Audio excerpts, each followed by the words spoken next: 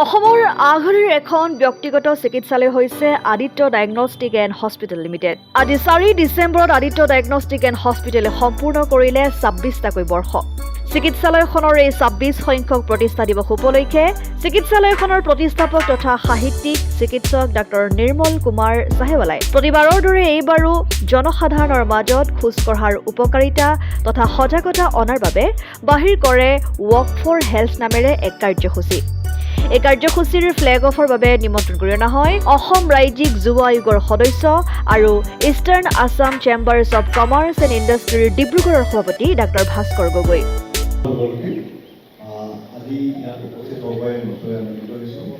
আদিত্য হস্পিটেলৰ যি প্ৰতিষ্ঠা দিৱস হয় ইয়াত মোৰ মনত আছে স্কুলত থাকোঁতে 99 চনত প্ৰতিযোগিতা আয়োজন কৰিছিলে।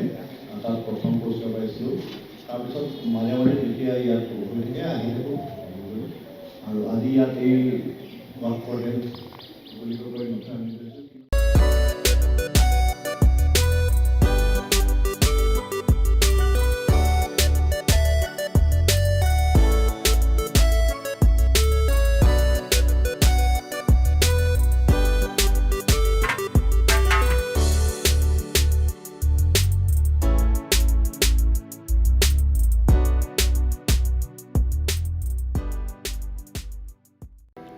ৱক ফৰ হেল্থ কাৰ্যসূচীৰ পিছতে সমবেত সংগীতেৰে প্ৰতিষ্ঠা দিৱসৰ কাৰ্যসূচী জীপাল কৰি তোলে।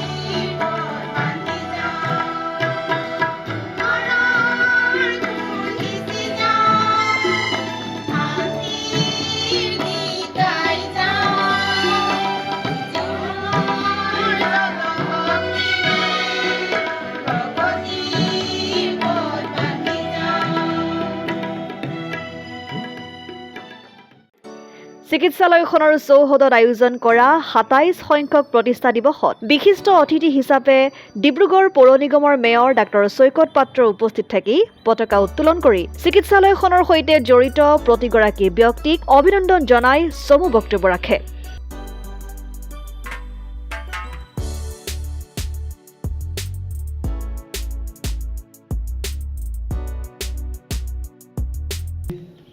আদিত্য হস্পিটেলৰ প্ৰতিষ্ঠা দিৱস উপলক্ষে আকৌ এবাৰ মই শুভেচ্ছা জনাইছোঁ। 1998 চনত প্ৰতিষ্ঠা হোৱা আদিত্য হস্পিটেল আজি 26 বছৰ পাৰ কৰি 27 বছৰত ভৰি দিলে। আপোনালোকে সকলোৱে জানে চিকিৎসা সেৱাৰ ক্ষেত্ৰত আদিত্য হস্পিটেলৰ যথেষ্ট গৰিহণা আছে আৰু ডিব্ৰুগড়তে প্ৰথম প্ৰতিষ্ঠা হৈছিলে। তাৰপিছত তিনিচুকীয়া শিৱসাগৰতো তেওঁলোকৰ শাখা আছে আৰু এইটো মই নাজানিছিলোঁ গম পালোঁ যে আদিত্য হস্পিটেল যোৰহাটত এটা অত্যাধুনিক হস্পিটেল গঢ়িবলৈ আগবাঢ়ি গৈছে আৰু অকল চিকিৎসা সেৱাৰ ক্ষেত্ৰতে নহয়, আদিত্য হস্পিটেলৰ ইয়াত ডক্টৰ ৰঘুমানে কৈ যোৱা আগত বক্তা ইয়াত শিক্ষাৰ ক্ষেত্ৰতো তেওঁলোকে যথেষ্টখিনি গৰিহণা আছে। ইয়াত স্নাতকোত্তৰ পাঠ্যক্ৰম আছে, জিএনএম কোৰ্চ, পেৰামেডিকেল কোৰ্চ হয়। নিৰ্মলদাক অনুৰোধ কৰিম এই শিক্ষাৰ ক্ষেত্ৰত যাতে তেওঁলোকে আৰু আগবাঢ়ি যায় আৰু যাতে ডিব্ৰুগড়ৰ বেনিফিট হয় আগবাঢ়ি যাবলৈ অনুৰোধ কৰিছোঁ। আৰু চিকিৎসাৰ ক্ষেত্ৰৰ বাহিৰেও আপোনালোকে দেখিছে আজি ৰাতিপুৱা ৱক ফৰ হেল্থ পালন কৰিলে। চিকিৎসাৰ বাহিৰেও তেওঁলোকে দূৰ দূৰান্তত সামাজিক দায়বদ্ধতাৰ কাৰণে তেওঁলোকে গাঁওবিলাকত গৈ পেলাইও স্বাস্থ্য শিবিৰ আগবঢ়ায়। মই জনামতে বছৰত 2-3টাতো কৰেই। আপোনালোকে আৰু আগবাঢ়ি যাওক। আদিত্য হস্পিটেল এটা ব্ৰেণ্ড হিচাপে পৰিগণিত হৈছে। অকল ডিব্ৰুগড় বুলি নহয়, গোটেই অসমতে আদিত্য এটা ব্ৰেণ্ড হৈ গৈছে। ডিব্ৰুগড়ত আহিলে আদিত্য হস্পিটেলৰ নাম গোটেই অসমত, গোটেই নৰ্থ ইষ্টতে আজিকালি শুনিবলৈ পোৱা যায়। মই ইয়াৰ আৰু উন্নতি কামনা কৰিলোঁ। আদিত্য হস্পিটেল আৰু স্বাস্থ্য সেৱা যিমান কম খৰচত এটা ইমান যে তেওঁলোকে আগবঢ়াইছে, এইবিলাকে ধন্যবাদ জনাইছোঁ আৰু সকলোৱে সুস্থ থাকক, ভালে থাকক, এইখিনি কৈ মোৰ বক্তব্য সামৰিছোঁ।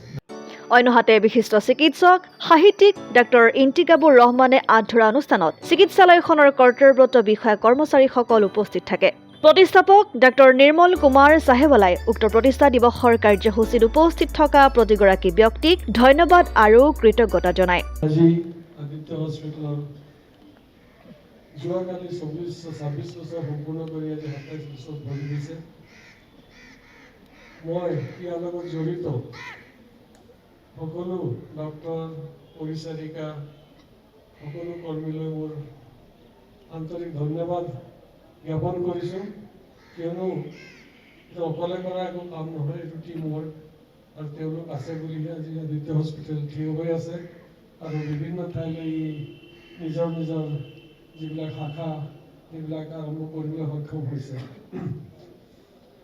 লগতে মই অসমৰ ৰাইজলৈ আৰু বিশেষকৈ আমাৰ ৰোগীসকললৈ মোৰ আন্তৰিক ধন্যবাদ জ্ঞাপন কৰিছোঁ।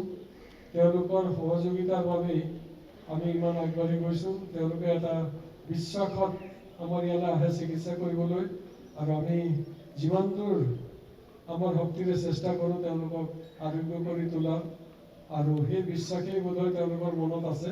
সেইকাৰণে তেওঁলোকে ইয়ালৈ কোনে আদিত্য বুলি ঢপলিয়াই আহে, আৰু আমাৰ সদায় এইটো চেষ্টা থাকে যে আমি তেওঁলোকক কিমান ভালকৈ চিকিৎসা সেৱা আগবঢ়াব পাৰোঁ।